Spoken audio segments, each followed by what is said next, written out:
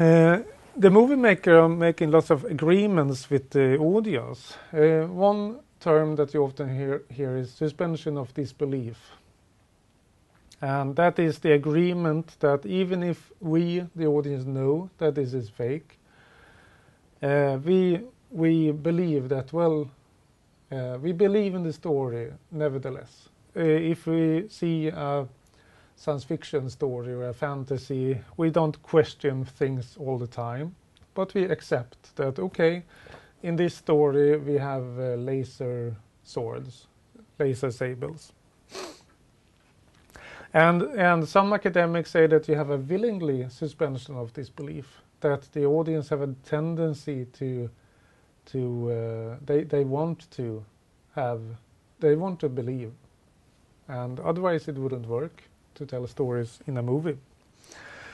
But you also have the internal logic, because as I said, you can believe in a science fiction story or a fantasy story, for example, but only as long as it has logic in it. It doesn't have to be authentic. It doesn't have to be scientific or so, but it has to have a logic.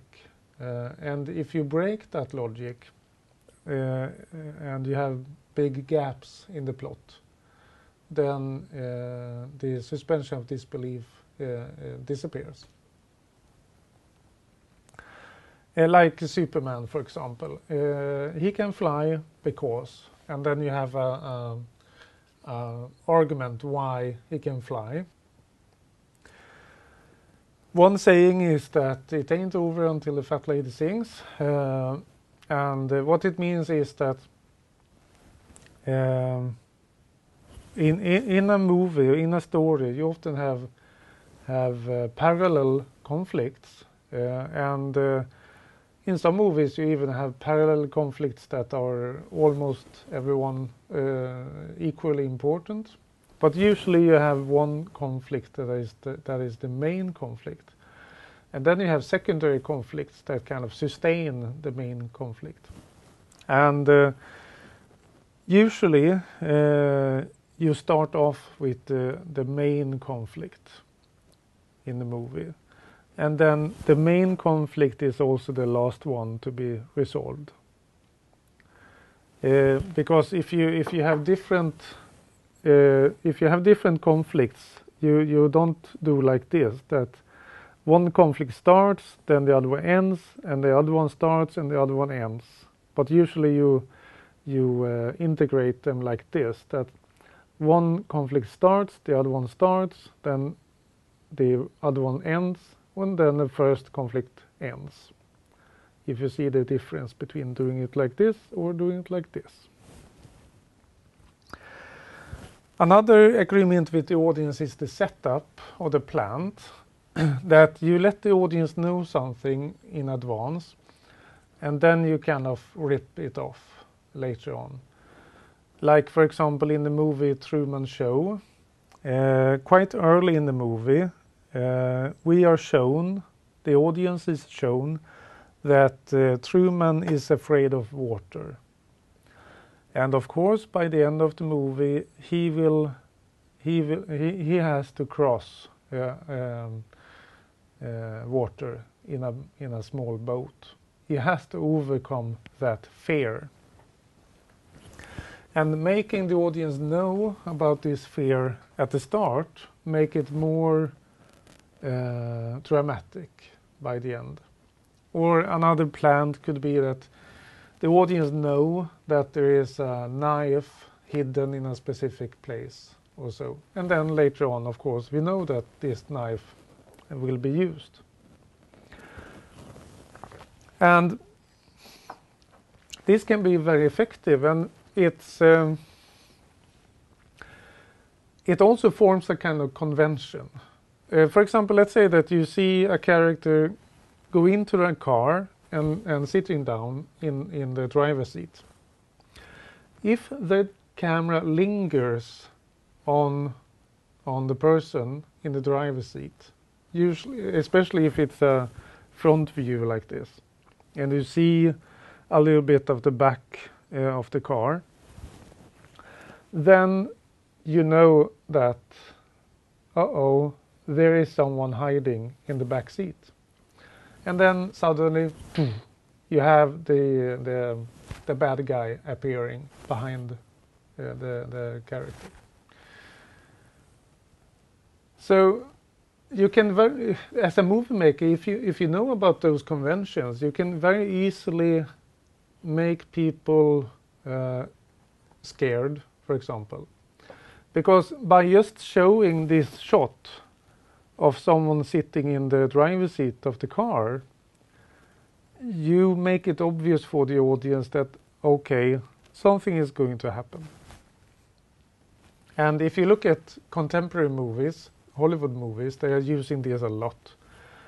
And it's so important to know also, but because if you do it by mistake, if you have this shot of someone sitting in a driver's seat in a car, and you don't pay it off, you don't let someone appear in the back, then the audience can feel cheated. So it's very important to think about those things. And then, of course, you can ask, how could you know about this? But you have to realize that you actually know about this already. Because when you see a movie as an audience, you know about all these conventions. Because the conventions are working on you. And in order for them to work on you, you have to know the conventions. So you know the conventions that you can use in order to work on an audience. You just have to be aware of them. And the way to be aware of them is to watch movies and ask questions. And be conscious about what do you feel. If it is a horror movie and you suddenly feel afraid, then you have to kind of step out of that situation as an audience and ask yourself, okay, in this part of the movie I feel afraid. Why? Why? What has the movie maker done in order for me to be afraid? Then you discover the conventions, and then you can use them yourself.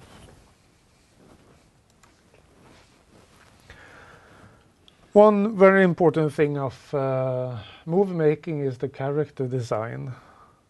And as you see here, you need to know a lot about the characters, and you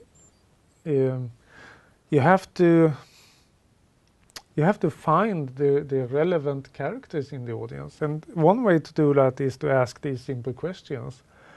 Who has to be there? If you have a threesome story, a love story with a threesome, a conflict, then at least you have to have three people. You have to have the couple, and you have to have the third man or woman. But who could be there? There could be children, there could be parents, there could be friends, there could be the girlfriend of the third man, so to speak, and so on. Are these people relevant for the story? That is the question you have to ask yourself. When people talk about character, they talk about backstory. And what you mean with backstory is that in order to make a character believable, you as a movie maker, as a scriptwriter, needs to know lots about the character.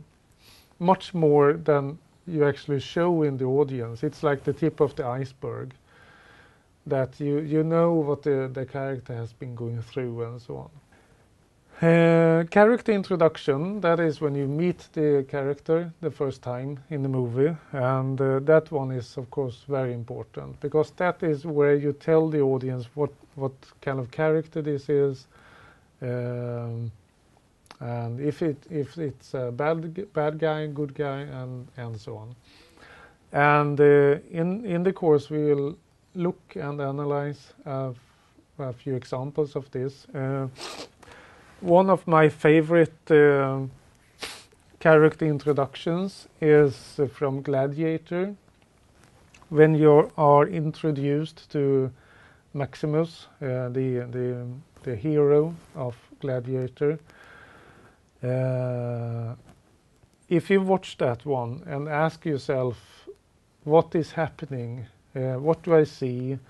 What does the character do? And so on. Then you have lots of different examples of good and efficient character introduction. Another thing that you often hear about is character arc. And what you mean with that is that the character changes during the movie. For example, the character might be afraid of something by the start of the movie, and then by the end the character has overcome his fears. And it's quite typical a Hollywood movie to have a character arc, and many Hollywood movies are their subplot is about changing and getting being a better human and all that. But there are also good stories where there isn't a character arc, because one of the points of your story could be that people don't change. And then of course you don't have a character arc. So you have to be aware of this and make your own decision. Should the character change during the movie, or should he or she not? You have to make that decision and you have to be clear about it.